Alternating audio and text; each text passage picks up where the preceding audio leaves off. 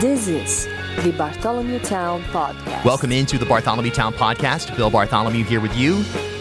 And what a treat we have for you today. I am just still so psyched that I was able to coordinate and make this interview happen and bring it to all of you. And that's today's guest, Ricky McKinnie of the Blind Boys of Alabama. And the Blind Boys are amongst the top heritage acts when you're talking about the American musical tradition. I mean, just amongst the all-time greats, not only in the gospel context, which they're well known for, but broadly speaking through just their own integration into our broader musical culture. 5-time Grammy Award winners of a Grammy Lifetime Achievement Award back in 2009. They've performed at the White House. They've been endowed with a National Heritage Fellowship from the National Endowment for the Arts. They've performed at the White House for Presidents Clinton, George W. Bush, and Barack Obama. I mean, the list goes on and on. Collaborations with all kinds of people outside of the gospel idiom, and which, by the way, ranges from Prince to Lou Reed to Peter Gabriel to Bonnie Raitt to Ben Harper, Bon Iver, Amadou, and Mariam. Just a massive, powerful group in terms of our musical heritage. And again, so excited to have Ricky McKinnie of the Blind Boys of Alabama here on Bartholomew Town. Now, the group is going to be performing here in Providence at the Vets as part of a show called Bamako to Birmingham, Amadou and Mariam and the Blind Boys of Alabama. That's going to be at the Vets, presented by FIrstWorks, coming up on April 27th. It's a 7:30 p.m. showtime, again, at the Vets on April 27th. You can get tickets at ppacri.org or call 421-ARTS. Yeah, I don't even know what to say. I don't really have anything else to say. I just anytime I get a chance to speak to a musical artist, being a singer-songwriter myself, having spent, at one point for a decade, I was doing exclusively that. Now I balance it with the media stuff in a way. But look, I'm just always so fascinated by the process of great artists in any medium, but especially music. And I hope you are as well. And I hope you can appreciate the fact that, here in Rhode Island, we have opportunities to access some of the great artists of all time through the facilities that we have, be it the Vets, PPAC, the various clubs that we have around the state, particularly in Providence, even the festivals, of course. You're talking Newport Folk, you're talking Rhythm and Roots, which is coming back, you're talking even PVD Fest. It's just, we have a great portal into the great acts, and this is one of those acts. There's no question about it. So Ricky McKinnie of the Blind Boys of Alabama here on the Bartholomew Town Podcast. A fun conversation, and we just get into some esoteric stuff, some practical stuff, and the journey of an enduring and amazing legendary group. All right, follow me on Twitter, Instagram, TikTok, LinkedIn, Facebook. Just search for me, Bill Bartholomew. And if you enjoy the podcast, give us a follow, rating, and review wherever you're listening right now, and go ahead and just share it with people if you enjoyed this one. That's the best way that you can support the show. Of course, you can also click the support link wherever you're listening. If you want to go a step further, for as little as $3 per month, you may become a B-Town Insider. It's either clicking the support link or going to patreon.com/BartholomewTown. All right, enough of that. Let's get more of this, my conversation with Ricky McKinnie of the Blind Boys of Alabama here on the Bartholomew Town Podcast. Blind Boys of Alabama are, when you talk about heritage acts, not only in terms of within the scope of gospel music, but just in general, in terms of American acts in the world. This is a project that traces its origins to, 1939, and still is innovating and collaborating and reaching audiences on a wide scale.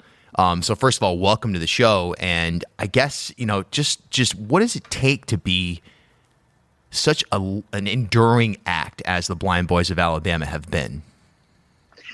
Yes, I'm Ricky McKinnie of the Blind Boys, and I want to let people know what it takes is that you have to have determination, and you have to believe in what you're doing, and then you give it all you got, and I've always been a dreamer.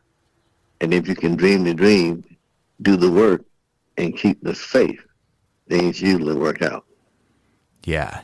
And that's injected into the music. There's no question about it, just in terms of the spirituality, the energy, the power of the music that you make. So, looking back over the course of the band, the course of the act, if you will, you've done everything from collaborating in, I guess what you'd say, a more mainstream context with Prince, Lou Reed, Peter Gabriel, Bonnie Raitt, Ben Harper, Bon Iver. So many, you reach that oftentimes difficult to get to mainstream pop audience, if you will. At the same time, you've never swayed off course in terms of being a legitimate, credible artist within your genre. That's a fascinating thing, and most artists are unable to do that. It's kind of like, okay, well, if you go outside of outside of your lane, suddenly I don't know if selling out's the right word, but you've had to change directions. I guess talk about that. Like, how does that happen? How have you been able to be so nimble in terms of your approach and still remain true to what you set out to do at the beginning? Well, first of all, the Blind Boys of Alabama are a traditional gospel group. And a gospel group is different from a quote-unquote band. They're a group of guys that came together with one goal, and that was to sing gospel music. Mm-hmm. And through all the years, we've learned that what's from the heart reaches the heart. And the Blind Boys sing from the soul. So what we try to do is to have an open mind.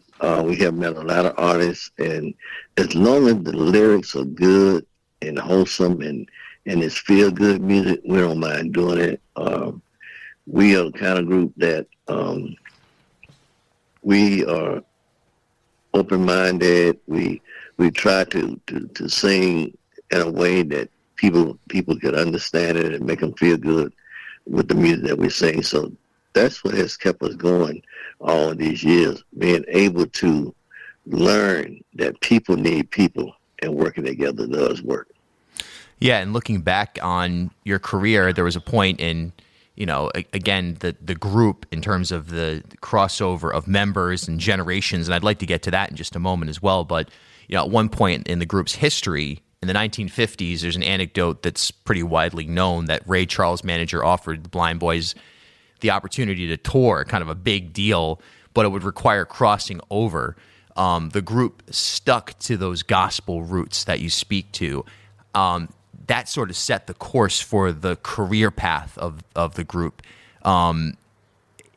What does that say, and how can that translate to artists right now? Anybody who is either a musical artist or really just anybody who wants to be true to themselves about sticking to what the quote-unquote mission is right in front of you and not veering off of that for perhaps short-term gain.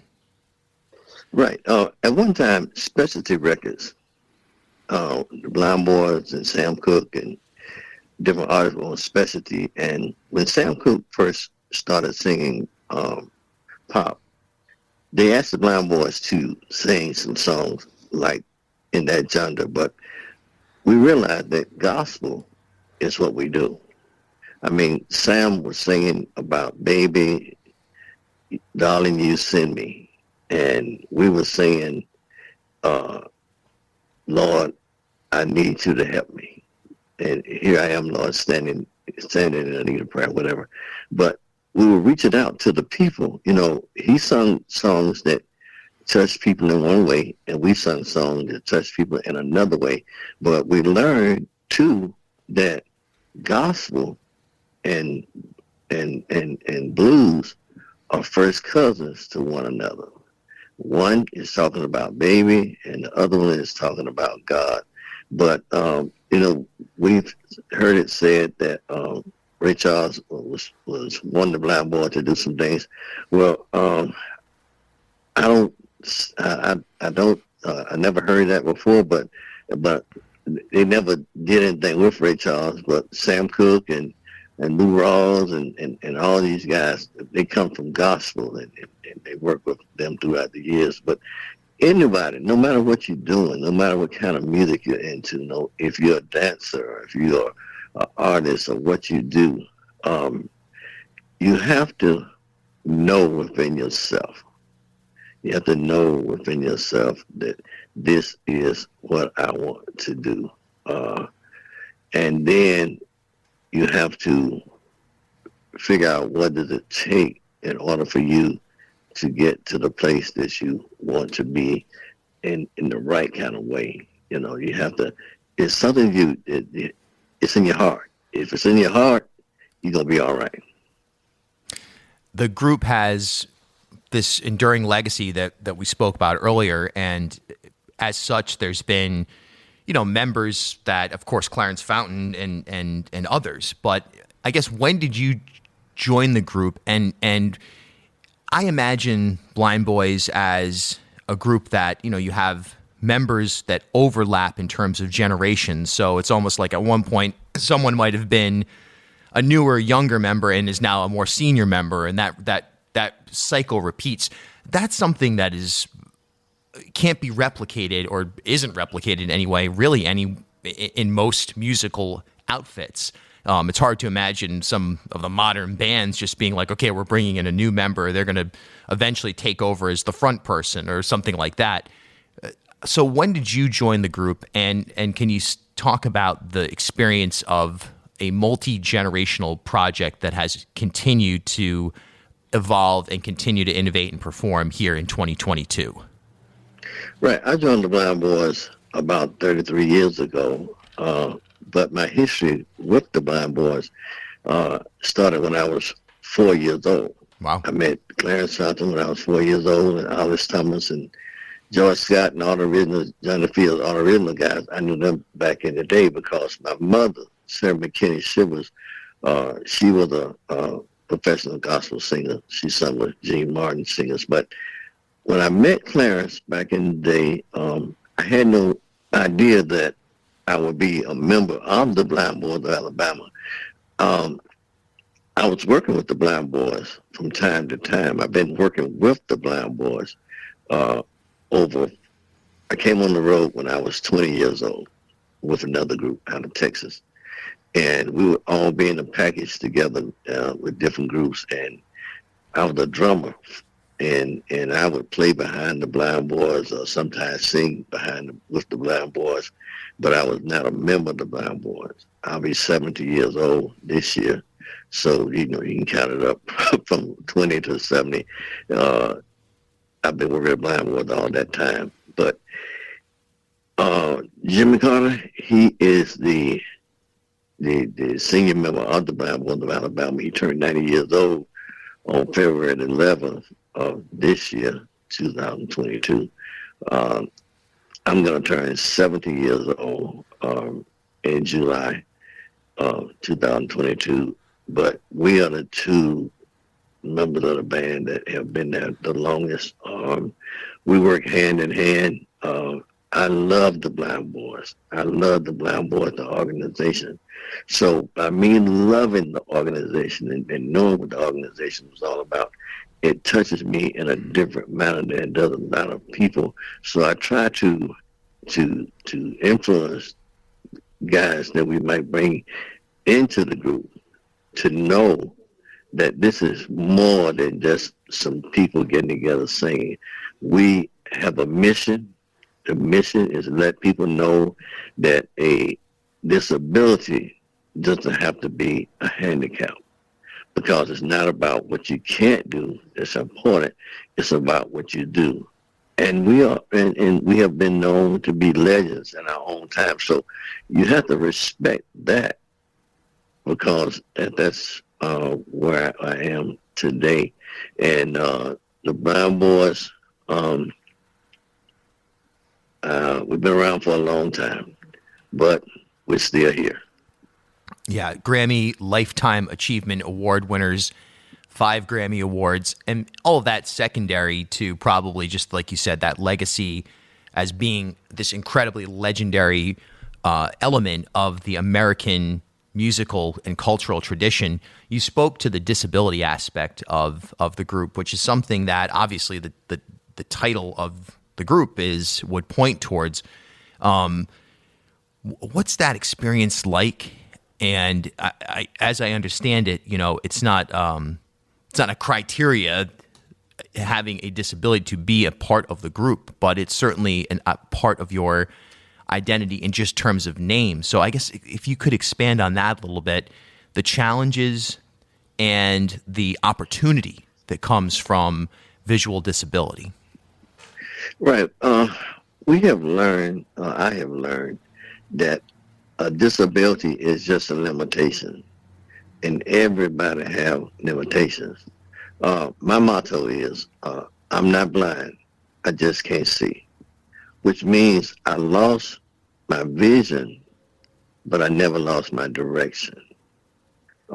And that's where I am today. That's the way I think about life and things that are going on around me. And so, the Blind Boys, we try to find people that are visually impaired. You don't have to be blind. You can be legally blind. Most of the guys that we have today that are singing in the Blind Boys are blind. And we have a sighted guitar player who is a member of the Blind Boys of Alabama. But all the rest of the guys in the group are blind. It's not a criteria, but we do look for blind members, but we don't discriminate. You're performing here in Providence coming up on April 27th at the Veterans Auditorium. And this is something that is really interesting. It's a show presented by FIrstWorks, an arts organization here in southern New England.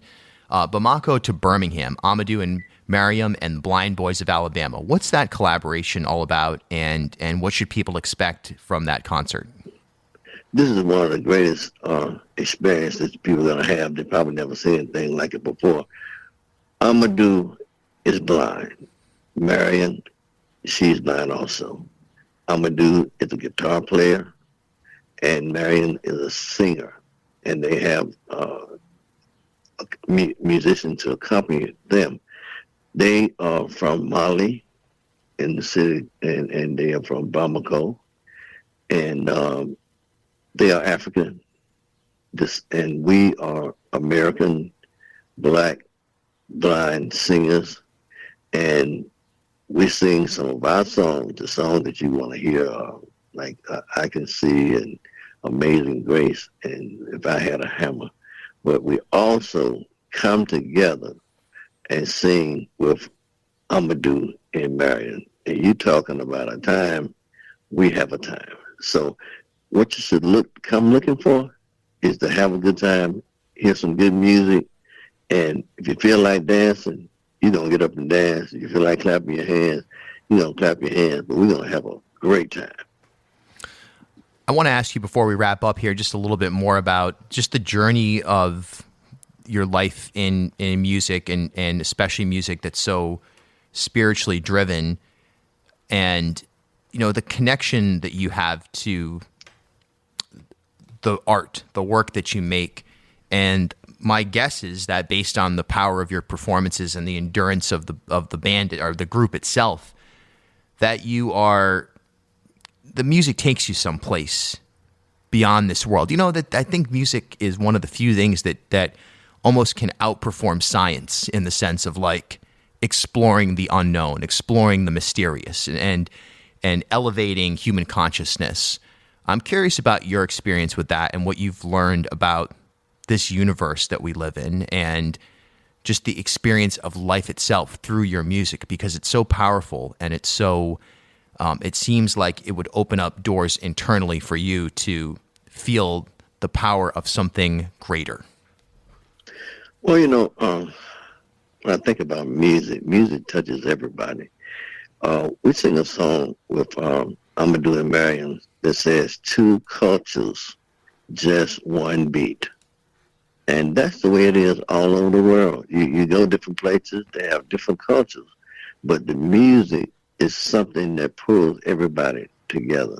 Music can make you feel good when you're feeling bad. I've had people that come to me and say, when I came to the concert, I was down, but now I feel good, and all kind of things. But the whole thing is that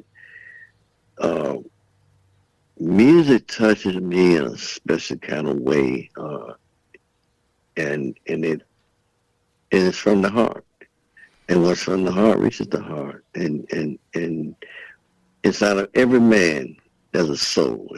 Inside of every man, there's a soul. And if you can touch that, if your music, no matter what you're doing, if you're dancing, and no matter what you're doing, if it touches people in a way, that's what's important. And my thing today is to let people know, I'm Ricky McKinnie, with the Blind Boys, but I try to let people know that no matter what the situation is, no matter where you're coming from, a song can make it better. A song can make it better. A lot of times, I'll be going through something and I'll sing a song. I can see clearly now the rain is gone, and that song lifts my spirit. But if you come out, you're going to have a good time. We're not going to preach to you. We're going to sing to you, and we're going to have a wonderful time. So don't miss it when the boys are back in town. Yeah, it's coming up in just a couple of weeks here in Providence and beyond as well, because we have a lot of listeners that are outside of the southern New England region. So you've performed at the White House. You've done just about everything on paper that any artist sets out to do or would want to set out to do.